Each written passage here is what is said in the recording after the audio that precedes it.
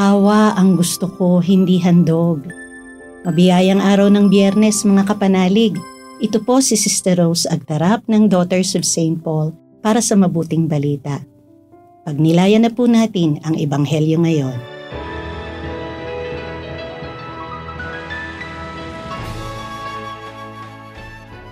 Naglakad si Jesus sa mga taniman ng trigo, minsang araw ng pahinga. Nagutom ang kanyang mga alagad at sinimulan nilang alisin sa uhay ang mga butil at kainin yon. Nang mapansin ito ng mga Pariseyo, sinabi nila kay Jesus, "Tingnan mo ang iyong mga alagad. Gumagawa sila ng ipinagbabawal sa araw ng pahinga." Oo nga. Ngunit sumagot si Jesus, Hindi niyo ba nabasa ang ginawa ni David noong maggutom siya at ang kanyang mga kasama? Pumasok siya sa bahay ng Diyos at kinain ang tinapay na inihain para sa Diyos. Gayong bawal sa kanya o sa kanyang mga kasama na kainin ito liban sa mga pari.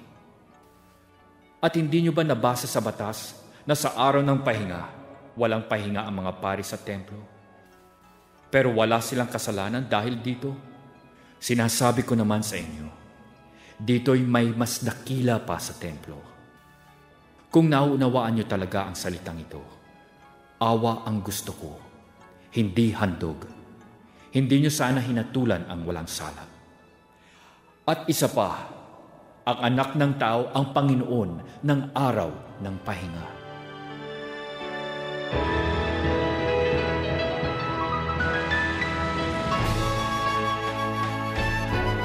Para sa mga Pariseyo, napakahalaga ng araw ng Sabat. Hindi dapat nagtatrabaho ang mga tao dahil ito ay araw ng pamamahinga na inilalaan para sa Panginoon. Subalit, nakita ng mga Pariseyo ang mga alagad ng Panginoong Hesus nang alisin nila sa uhay ang mga butil at kainin iyon. Ipinagbabawal ito sa araw ng Sabat. Isinisi nila sa Panginoong Hesus ang paglabag sa batas ng mga alagad niya. Mga kapanalig, hindi kinilala ng mga Pariseyo ang Panginoong Hesus na anak ng Diyos. Hindi nila naunawaan na ang presensya ng ating Panginoong Hesus ay higit sa anumang batas, na mas mahalaga ang Panginoong Hesus sa anumang batas. Kung kinilala lamang nila ang Panginoong Hesus, maunawaan nila na ang batas ng Diyos ay awa at habag. Sa mabuting balita ngayon, ipinaalam na mahigit na dakila pa kaysa sa templo. Ang anak na Diyos na hindi nila kinilala ay Panginoon ng Sabat. At mas mahalaga ang habag kaysa sa hain.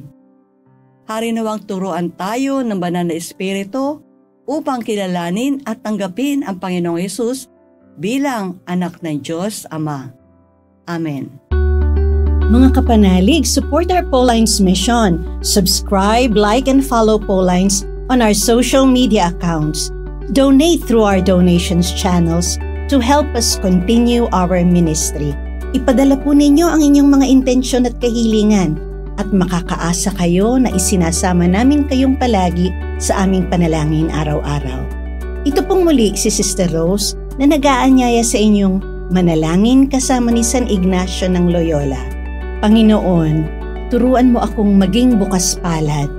Turuan mo akong maglingkod sa iyo na magbigay ng ayon sa nararapat, na walang hinihintay mula sa iyo, na makibakang di inaalintana ang mga hirap na dinaranas, sa tuwin ay magsumikap na hindi humahanap ng kapalit na kaginhawaan, na di naghihintay kundi ang aking mabatid na ang loob mo'y siyang sinusundan.